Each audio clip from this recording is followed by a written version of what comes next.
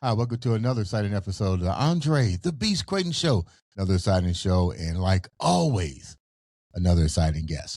Let me tell you where we're going today with today's show. Definitely a must show by looking at this resume. We're going to talk with a beautiful young lady, Miss Ann Gillaspie.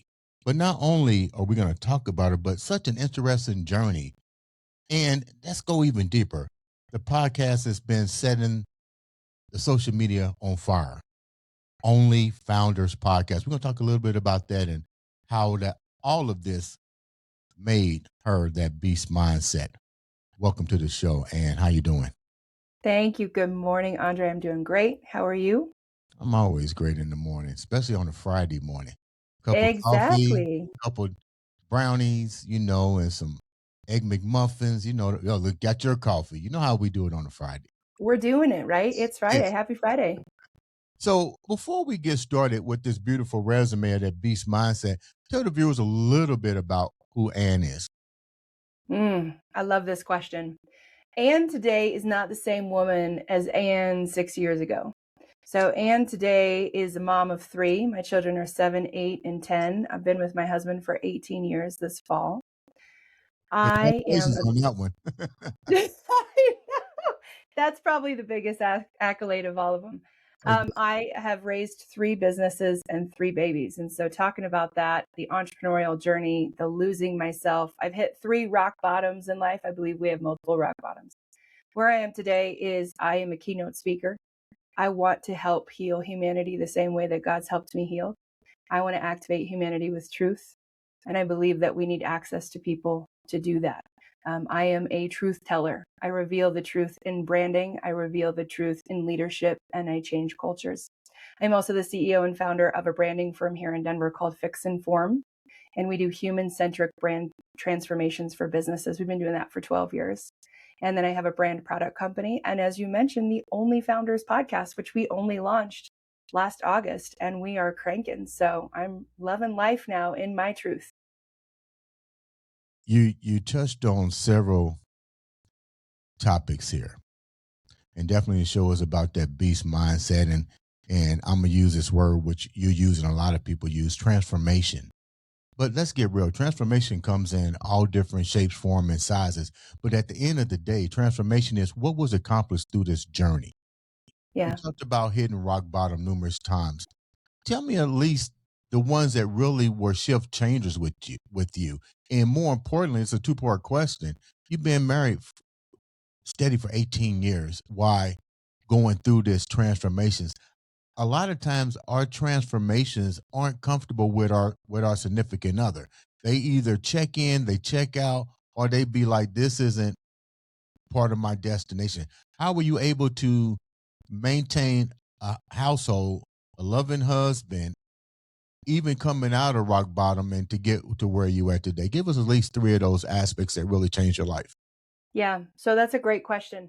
I feel that it's truly a miracle that my husband and I are still choosing each other. I think with this latest rock bottom, which happened in my mid 30s, so about 2020, when I was in this depression, I didn't realize that I had disappeared from my own life for decades. I grew up in a really unstable home with a lot of conditional performative love and formatted family lifestyle. And so, with that, I think in my mid 30s, I finally hit this place where I realized I'd been performing my life my entire time.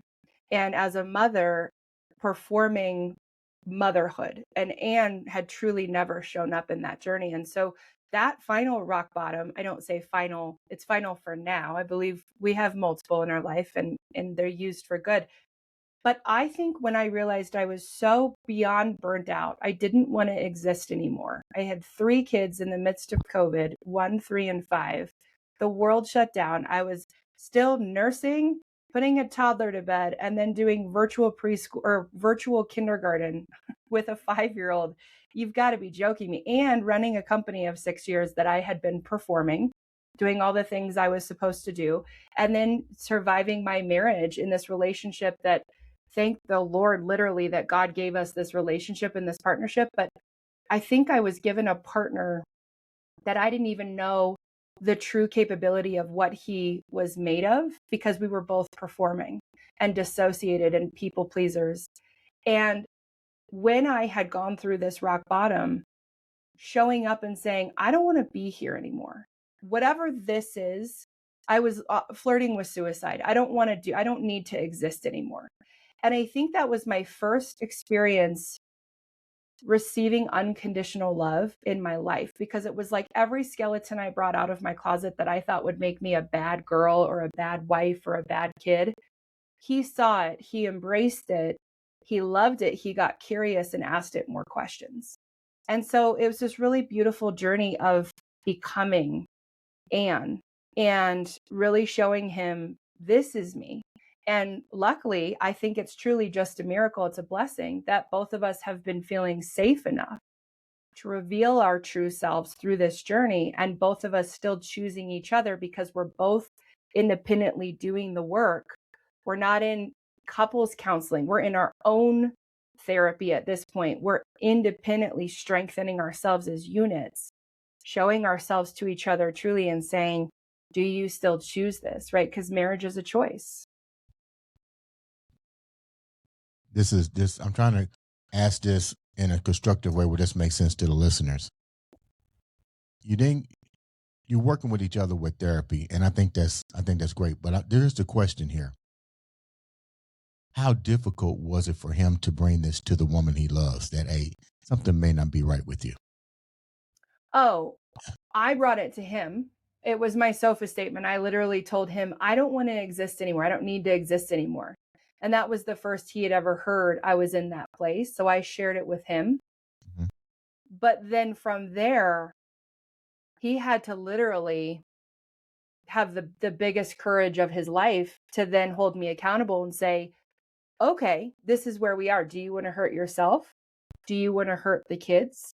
What kind of postpartum anxiety, depression are we in? And he's very regimented, I'll say, with how he works. So he said, all right, I want to see a list of therapists, and we're starting next week. I'll find some, you find some.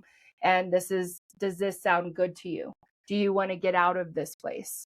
We had a 2-hour conversation about it. So I think he was afraid that if he didn't step in a more dominant position with what I had presented to him, then he wouldn't have me anymore. You would have carried out the mission, pretty Mm-hmm. much. Let me ask you a question. These symptoms, did they become stronger?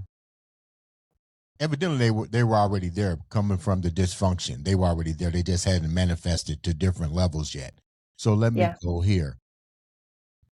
Did the symptoms, or the way in which you were feeling, did they amplify with each pregnancy? Because we're also dealing with hormonal and environmental and all sorts of things, as well as let's go deeper. Probably a lot of us don't realize this extra weight until these things begin to show their face, and then we go, you know what? Now that I look at it, I was dealing with this shit before I had the kids. What was it like for you, and when did you start noticing the shifts? 100%. Yes. I think you hit it spot on. This has been buried inside of me, manifesting my entire life since childhood, right? It's inner child work. But when you become a parent, I think men and women can go through this revealing where it has a way to shine a spotlight on all of the junk that you have carried through your life that you didn't realize were there, patterns, cycles, all of the things that needed to be broken. And so in this journey, I actually, within a 6.5-year time frame, had 5 pregnancies, and we had a very hard journey getting into children. We had tried for a 1.5 years. Then we had a pregnancy. We miscarried it. Then there was our firstborn. Then there was our secondborn. Then there was a miscarriage. Then there was our thirdborn.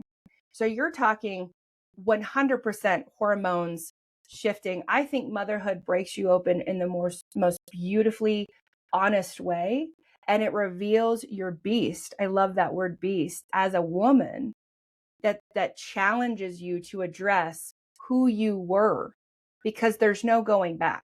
Once you become a mother, your brain actually scientifically, chemically shifts. You will never return to the mental, physical, emotional, spiritual state you were in before motherhood.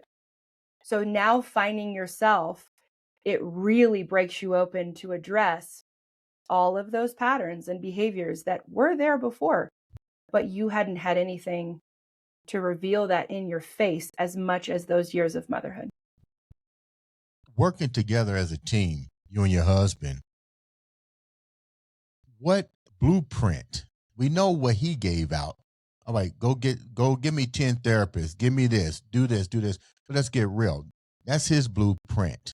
How did you guys come up with a blueprint that was going to really address the problem? Not fix the problem, but address it. Because I think people have a tendency to think, oh, well, I fixed the problems. And I always tell people, you never get rid of your demons. You just learn to live above them. You learn this, but because the fact of the matter is, people can still trigger like this. Do Oh, you have the 100%. power to stay here? So my question goes back to you follow his blueprint, but at the end of the day, what did you do to get to where you're at? How many mishaps? Because it wasn't a one and done, you got it right the first time. So tell me some of the things that you did that didn't work, it wasn't meant for you, and how did you and your husband pick out the right regimen for you? Yeah. So that question actually doesn't start there 6 years ago. That started at our beginning. So 18 years ago when we were dating, I will say the one thing that has worked for us has been safety. So open communication, learning to talk about really difficult things since day one.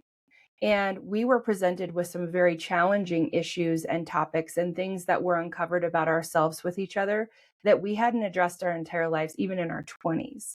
And so we learned to talk about the really hard, embarrassing, shameful, ugly things about us from day one. And so what I think that did was that laid the blueprint for the entire relationship that we've had so far, including this moment 6 years ago, where at one point I knew I was safe to reveal this with him to see where he would go from there because I had been safe time and time again.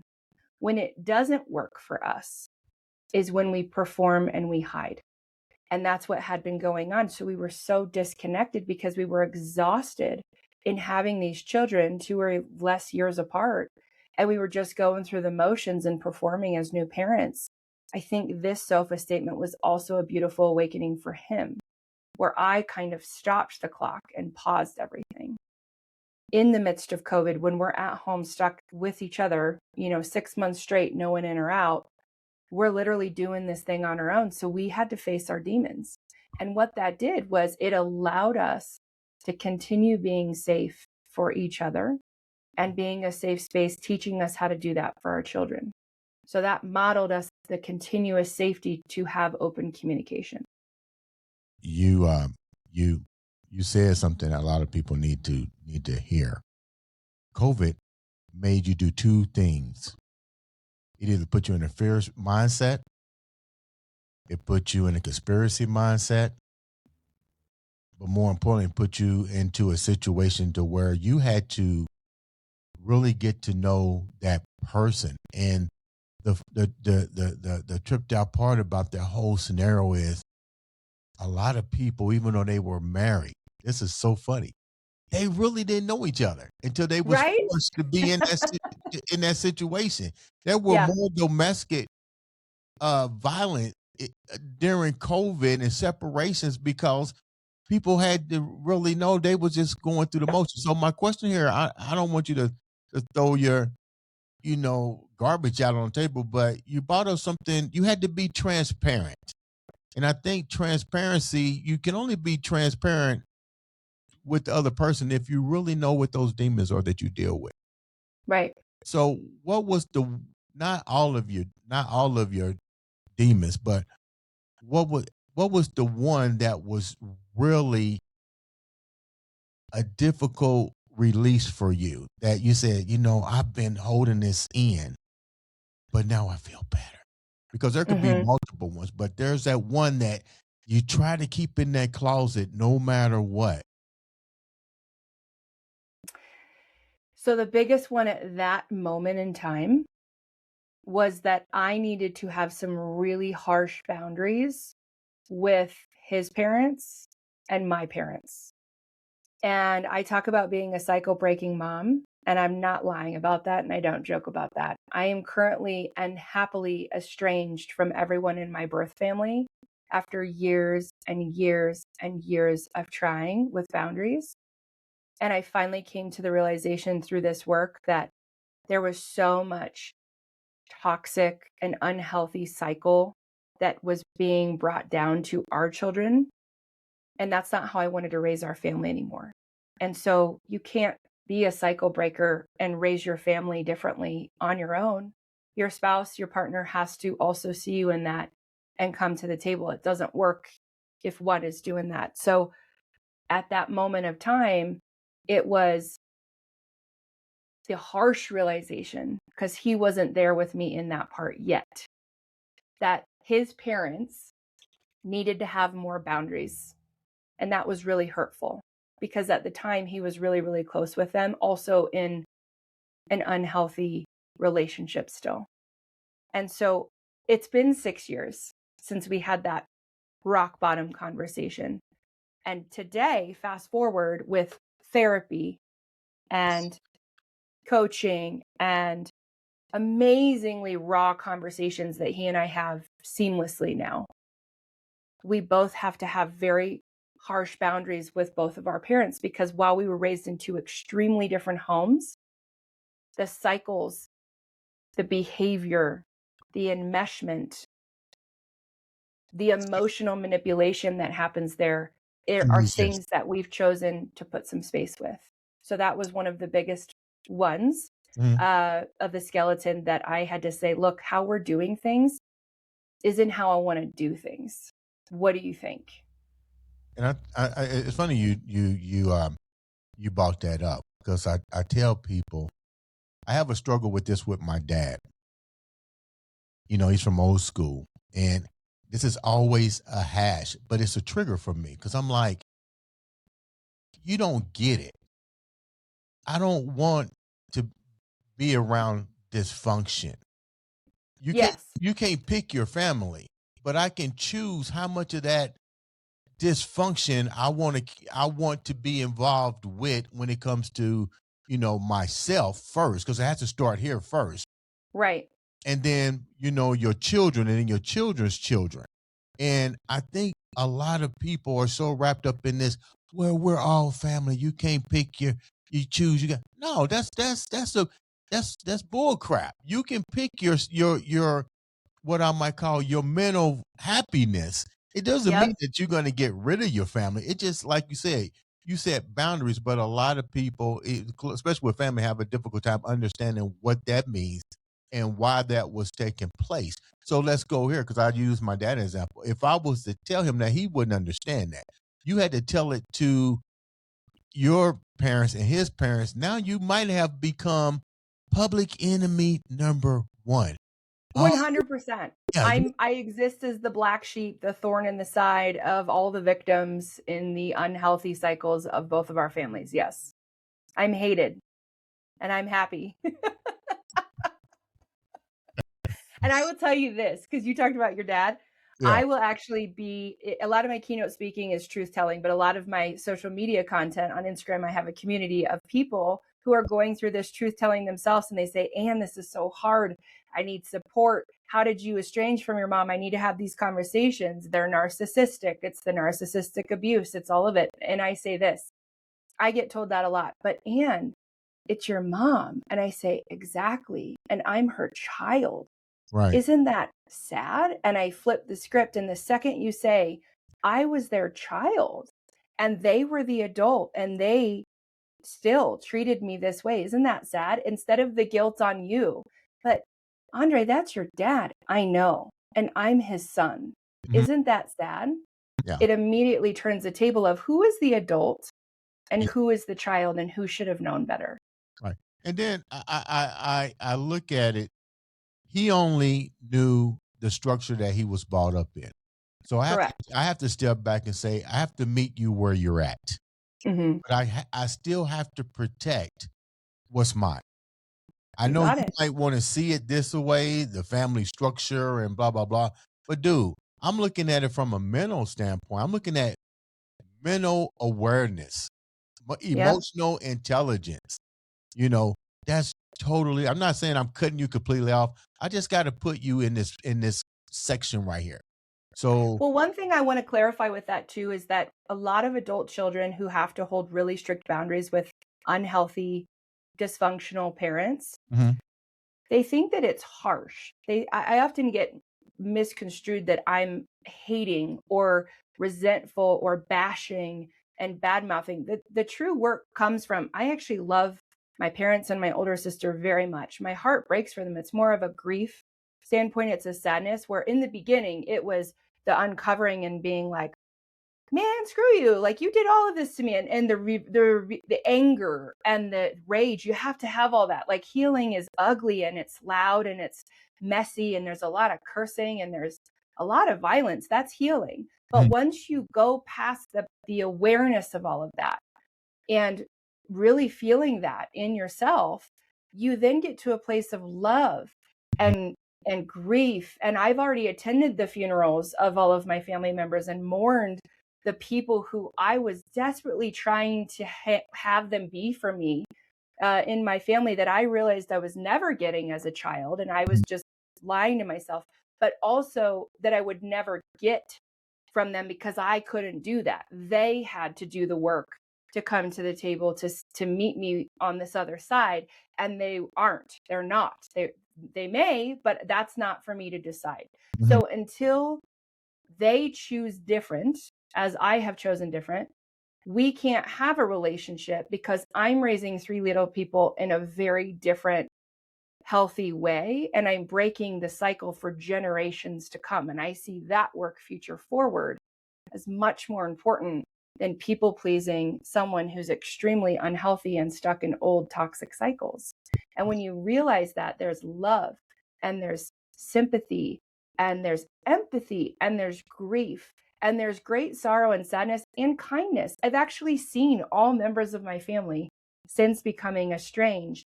And everyone was worried except me because I got me. I knew how good this was. It was fine.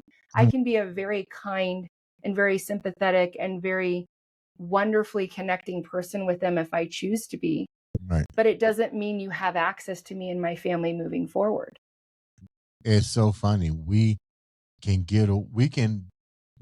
disassociate with our enemies like this in our friends, but we have a switch that won't allow us to do it to family members. You go now globally speaking about this, and I'm pretty sure that's a question that you get asked often. Is this a genetic hardwiring that's inside of us that we can need? Hey, this guy did something to me. This girl doesn't. I'm not fucking with you no more.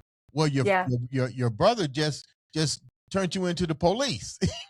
So, Yep, yep, yeah. yep. So what's your theory when you're talking to people globally? What are at least three of the questions that you find to be equally connected with individuals and having that kind of mindset that you're talking about? So, one question I get all the time is, what did you say to your mom when you had your last conversation with her to estrange or to just completely leave, right? This is after years and years of work, of curious conversations, of setting boundaries that were constantly broken and trying, right? Estrangement wasn't the first thing. Um, and it was literally I saw my mom finally of where she was emotionally, right? So there's a book, Adult Children of Emotionally Immature Parents. Oh, I've read that twice. It sees me. It's the best book if you are going through this. It's an amazing book. So, Adult Children of Emotionally Immature Parents allows you to see your parent at their emotional age. And there's a lot of people, leaders, politicians, pastors, CEOs, who are all operating at an emotionally immature level in an adult sized body. And so we are confused, right? Well, you should know better. You shouldn't act that way. Well, how old are they emotionally? Because we know emotionally immature parents and people stop maturing at some age of some trauma when they were a child that they never were allowed to feel or address, and they got kind of blocked in their development. And so I finally saw my parents, my older sister, all who were very, I will say the word abusive in different ways or neglectful with me as the youngest member of my family. And so when I go back and look, I actually have decided an age for each of them after raising my own children, and my own children are 7, 8, and 10. I believe the members of my family are stuck each on their own somewhere between 5 and 12 years old. And so when I realized that, that's why I think having children as a mom and a dad helps you through this journey, because you are now raising those people and you can start seeing the dots connected of your child's behavior and your parents' behavior. It's just in a different body size. And that allowed me to answer that question and say to my mom, as if I was talking to my 6-year-old daughter at the time, and I treated her as such with kindness and as a mother and nurturing as that parent she never had, to go back and actually parent her while I'm parenting my own inner child, being the parent I needed to keep me safe. And I needed to keep her safe in that conversation. And I said, with love and kindness, I no longer want to talk to you. I know that you have to be very straightforward, because kids don't want masks. They don't understand bullshit. So I said, I don't want to speak to you anymore. I have tried, and I love you very much, and I forgive you. And this isn't going to work for me anymore with the way that we're raising our kids, which means you do not talk to my children. You do not talk to me, and we do not want to see you at holidays and family events. That was that. She can have her feelings. She can have her meltdown. She can have her questions, because I'm not responsible for her reaction anymore. And it was a very clear conversation, and it didn't go well. And she got very angry. And I said, that's fair. I want you to feel all of it. And it doesn't change my choice. Goodbye. That was it. Let me go back to this question I asked earlier. What was the blueprint for you and your husband? You went through a lot of different paths to get to where you're at today, but what was the blueprint that finally made the difference outside of addressing it with your parents? Like, what did you guys lay out in concrete and said, this is the path we're going to choose? It's to always be honest with each other the second it comes up. So the blueprint is timing, activating, and communicating. That's what I think happens. You feel something, you don't let it simmer, you don't let it linger, you don't try to analyze it on yourself. You're not an island. It's, hey, I'm feeling this. When it's smaller, you bring it to the person, having those regular check-ins. We check in with each other several times a day, several times a week, over text, over voice notes. Sometimes we're two ships passing in the night with how busy life is. So I'll voice note him on a drive. Hey, I didn't get a chance to check in with you yet. I wanted to let you know I'm feeling XYZ. I have this going on. Or when you said this, I felt that. It was, again, the safety. Safety, you have to be safe for your partner to confide in. If you have not provided that level of safety, meaning they tell you a truth and you shut it down, or you shame, or you attack, that's not safe. You are responsible for being a safe place in your partnership for anything that they bring to the table. You sit with that. That's emotional maturity, even if it hurts you. And then you have to feel curious about asking more. Oh, well, when you said that, that made me feel like this. Did you realize that? Oh, no, I didn't intend to hurt you. There's intention too. Intention is a part of our blueprint. I didn't intend for it to come out that way. See, my husband's a comedian. He does stand up. He's been doing that for like 18 years on the side as a hobby. So he brings humor into everything. And sometimes I'm like, would you shut the fuck up? You're not funny. Okay. But it helps in the heat of moments where I get extremely emotional, and he will use a joke to diffuse because he knows when to use that with me. Yeah. But oftentimes there's truth in jokes. Yeah. So he will say a joke and I'll say, ugh. Yeah. No. And he goes, no, I was joking. Oh, yeah, there's truth in that. And he goes, no, there really wasn't. Or yeah, there was. Let's talk about it. So it's timing. You have to just hit when you're feeling the thing. You can't just sit in it for like a week or two. And, well, we don't have a date night on the calendar for 2 weeks, so I'm just going to hold it until then. No, keep it small. A relationship will only thrive if you don't let your feelings manifest into this huge dragon. Just Mhm. keep it small. I'm feeling this way. They're going to be mature enough for you to go to them with that issue and talk. And guess what? If they're not, if they're continuously an unsafe person Mhm. for you to tell your truth to, Right. then invite them to the table that maybe they need some therapy to work on some shit of their own, right? Mhm. And if they continuously are unsafe for you, that's a choice. Is that partnership still going to work for you moving forward, or is that a divorce? That's something I talk about too in truth telling. So Is that's that marriage still for you? Is that job still for you? Is that business that you've been running for 10 years still for you? let's go here with the truth telling. What about an individuals that have been in marriages and basically had no this so-called dysfunction that may have been, let's call it, washed over, and they Mm, get into a relationship with at a young age and find out later yeah. through the marriage and children that their mate has brought his uh demons to the thing and basically restructured your genetic hardwiring way of thinking. And this is a two-part question. They can't get out of the cycle because they believed the shift change that their partners had. I'm pretty sure you get that question. And they're going through therapy. But I always ask them when I hear these on my show, like, how long have you been going to therapy?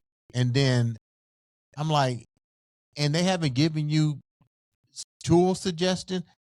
And they said, we just talk. I said, okay, it's a difference with going to therapy and talking. I go to therapy and I remember telling Steve, I said, look, dude, I'm your trainer. So you got to treat me like I treat you when you're in my gym. Hmm. Give me a lesson to do. Give me a game plan to handle what you say I have. Give me a lesson plan. And if it takes me a year to get lesson number 1 right, then it's cool. Then give me the next one. So when you're teaching or you're on the global stage and you're talking about this, how do you address something like that when a lot of this happens with couples, even boyfriend and girlfriends? Hmm. This is interesting. I love that you brought this up. So, A, I'm a heavy weightlifter and I was with a trainer for 3 years. And B, I did a lot of therapy on my own too. So, I actually like that you correlated the two. How I see it is if you go to the gym with a trainer and you just work out together, and that's all you're doing is working out for like years and years and years, and there's nothing, right? Mhm. There's no challenge, there's no task, there's no input of, well, you actually need to be doing it this way. If they don't correct course, then what's the point of you being with this person, right? That's therapy. That's what you just said. If Right. you're going to therapy and you're like, well, what do you do in therapy? You're like, oh, we're just talking. Yeah. Cool. So there's no challenge, there's no task, there's no up leveling. You're just doing it and it's bullshit, right? Right. So I actually relate the two. If you're going to hire a professional and you want therapy, you got to have someone that's giving you tasks, homework, pushing you, giving you something that's going to make you better, but it's hard, right? And they need to have accountability to check in on that with you, just like a trainer. A trainer says, all right, I need your posture to do this. These are going to be some exercises or stretches you have to do that better. I Mhm. want to see us add 5 pounds next time. I want to see us go to 10 pounds next time. And it's hard and you're in it. And that's why you're paying them because they're like, I'm here and you're safe. Mhm. You're safe, right? You're hiring people to say, this is scary. It's new. You're leveling up and you're safe. And then in therapy, ooh, this is scary. This is new. You feel really unsafe. You're safe, Mhm. right? They're actually sitting with your inner child. Because in therapy, it's mostly back to old cycles, which is in childhood. So Right. you're going back to your inner child. You're saying, oh my gosh, this is so scary. I wasn't safe here when I expressed this emotion or felt this when I was younger. Mhm. And your therapist says, no, I'm here. I've got you. You're safe. We're going to keep going. Mhm. And that's what you need. So Mhm. that's what I'll talk to audiences about is truth telling takes a lot of bravery. It takes a lot of grit, and it usually takes a community. It takes people. It takes friendship. It takes your partners. It takes a therapist. If the people you are telling the truth to are not keeping you safe, Don't go tell them the truth again. You've got to find your tribe, find a coworker, find somebody who's going to allow you to feel safe in this journey. And you've got to start making some hard choices. The biggest part of my entire talk is you have to let the truth disrupt your life, or else what's the point? But the joy on the other side of letting all of that disrupt your life is so profound. That's why I do what I do, because I'm the happiest. I've lived the happiest 2 years of my life. The last years, I'll be 42 in 2 weeks. And since I was 40, I feel like I was actually born as Anne. And I'm like, who is this chick? I love life so much. I'm a happy mom. I'm a happy wife. I'm a happy business owner. And I can tell you for 40 years of my life, I did not feel this joy. So this is why I do what I do. I want people over here because it's incredible. But you got to be really brave. You got to go through the shit. Got to sit in that. Let me ask 2 more questions before we wrap up. Explain connected life versus performance life. Yeah. So I'm a dancer. Okay. I start most all of my keynotes dancing in and with the audience because I believe that dance is a global language that everyone can feel, everyone can understand it. But dance saved my life. When I grew up dancing and I was moving, because God created me to move, my name Anne means graceful one. And you are born to move in joy, whatever that looks like. When I stopped dancing for 10, 15 years, I was in extreme darkness. And as I came out of that 2020 statement and rock bottom, I actually just randomly threw on headphones, put the kids to bed, and went to my basement and just started moving again. Turn on my favorite music, cranked up, and danced. So the connected experience that I talk about is living and feeling in our own bodies, truly connected with how we move, how we breathe, our energy, how we feel. When you associate back to yourself because you stop running from yourself because you don't hate yourself. You actually know who you are. You know what you want. You tell the truth and you show up, right? We disappear. That's dissociation. We try to say, no, no, no. We try to shrink because we don't want to be a problem to anyone else. When you're dissociated from yourself, you don't take up space. You want to keep hiding. But when you move and you're connected and you feel your body in a room, and you feel the energy, there's a current that runs through us. And when you dance, even for 5 minutes, I have my audiences kind of sit still after we start dancing, and I take the stage and I have them close their eyes. And I say, feel yourself. Do you feel that current? Your pulse, your head to your toes, everything's tingling. You ground yourself. When you live life from that connected place, mind, body, and soul, that's when your energy can shine for other people to choose you or not. And that's how you find your tribe. Let's go here. Help me understand truth, fear, and transformation, because we get this all the time. And I believe those are the key factors to evolution. You got to face them no matter how you look at it. It's going to show its face. But are you equipped to deal with those 3 functions of transformation? What does that mean to you, those 3 categories? So I actually am going to go back to tribal because I had a very tribal birth with my son, my second born. And I hadn't experienced this before. It was very primal before I had to deliver him. I had all 3 of my kids naturally with midwives. So I felt all of it. So when you think about fear and truth and transformation, if you think about the hunters and the gatherers back in the primitive ages, they felt fear of not being killed or eaten, right? Of hunting. Okay. So there's this fear of something bigger and more powerful than them. They have to be honest and truthful with themselves, their sons, whoever they're hunting with, that they have to go do the damn thing, right? They have to do this to help survive and provide for their family members. Okay. And so if you go back to like the primitive days of how human beings are, how we originally existed, you have to tell the truth that you have to walk yourself through those truths. I am the hunter. I have to go do this task. I am afraid. I am afraid of being eaten. I'm afraid of being attacked. I'm afraid of losing. I'm afraid of my son, my children who I'm teaching, dying, right? And then you have to go transform. Every time you go out on a mission, on a hunting, You have to transform. You have to level up. You learn something new. You quiet yourself. You connect in your body and you think about how you're going to transform in that experience, because every experience is different and it's going to require different skill sets and tools from you. And that's how you learn and that's how you evolve, right? So when I was in labor with my son, who was 9.5 pounds and 23 inches at birth, I delivered a 3-month-old. Okay. So I'm in this labor. It's the hardest place of my life. I feel like my hips are breaking and I have to go through it.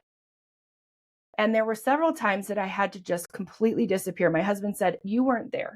I would talk to you. There was no woman there. You were just humming and moving on this yoga ball." And I was in this dry shower and I looked over in the tile. And for some reason, I made out a very tribal face. There were eyes, feathers, this whole like face of dots in this tile.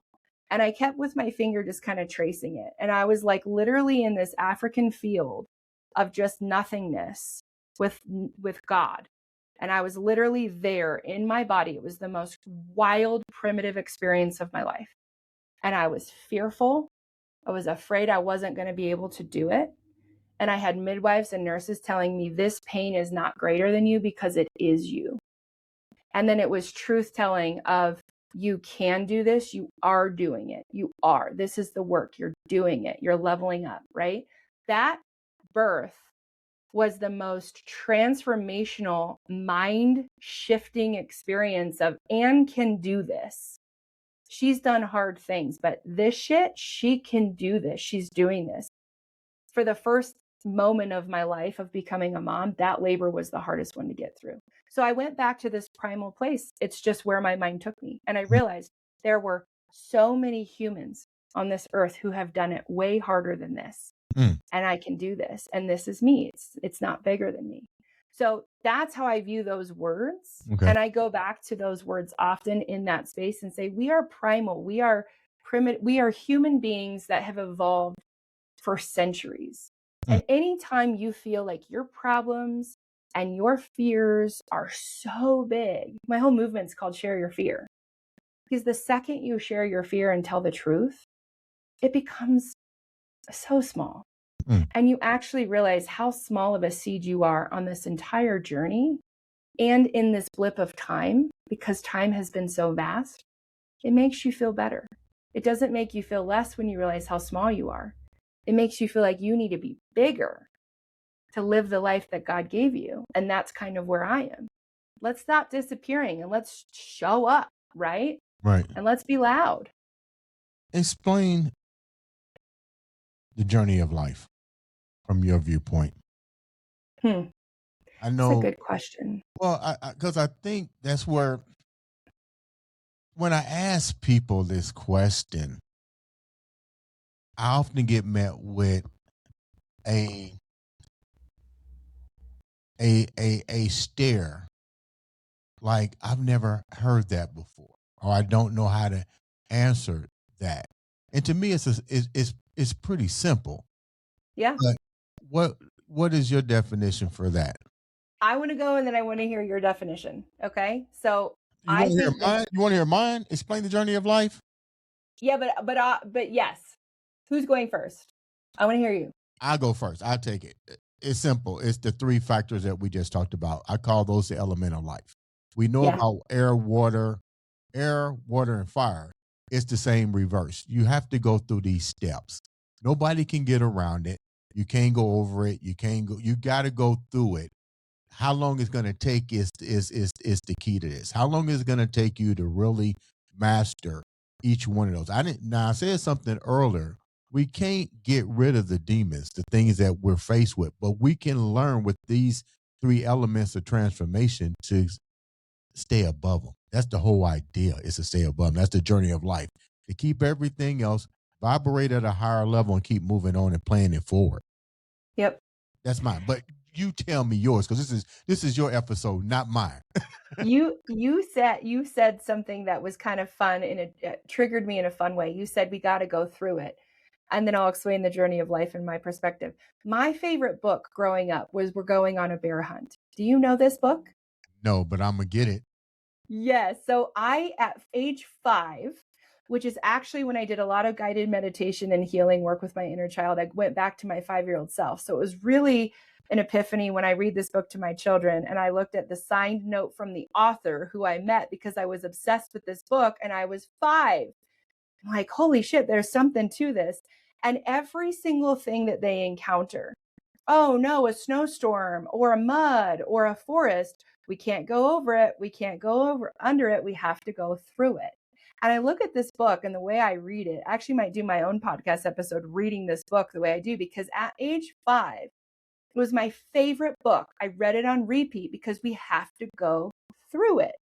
And it was kind of my mantra of how I approach life. I'd never lived with fear. My fear was given to me by unhealthy family members that were sitting in their own fear. It was never mine. So I think the meaning of life is to be open enough to receive guidance on where you're supposed to go next and let go of control to find your greatness. And in doing so, you're supposed to be connecting with other human beings on this planet to help them evolve by you showing your story to them and them showing their story to you to help you evolve. I think humanity needs to connect more, and we get so close-minded and we think about our own bubbles and our own journeys. And when you die, if you haven't opened yourself up and truly vulnerably connected with other human beings on your journey, that's the greatest sadness that you will feel in your life, which is another expression of, I worked too much. I wish I worked less. Why? Well, because when you play, when you relax, when you sit still, when you sit in the quiet, you connect with other people because you connect with yourself first. How in the hell is someone else going to know who you are if you don't know who you are? So that's what I believe we continuously evolve, because we have to be open to understanding what's for us.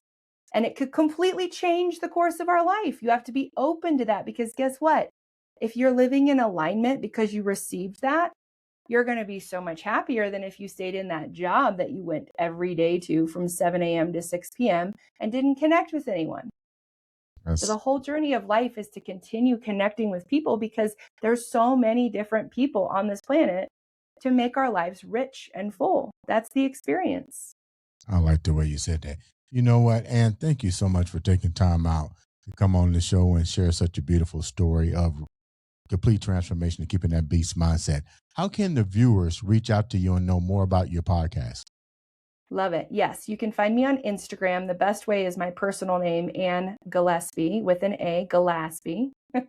Also, my website is anngillespie.com. You will find links on there for LinkedIn, YouTube, and that's where you will find my business ventures, as well as the Only Founders podcast. Only Founders is one word. You know what, ladies and gentlemen, make sure you subscribe, like, share, click that button. All it takes is one click to make a difference in your life or change somebody else's.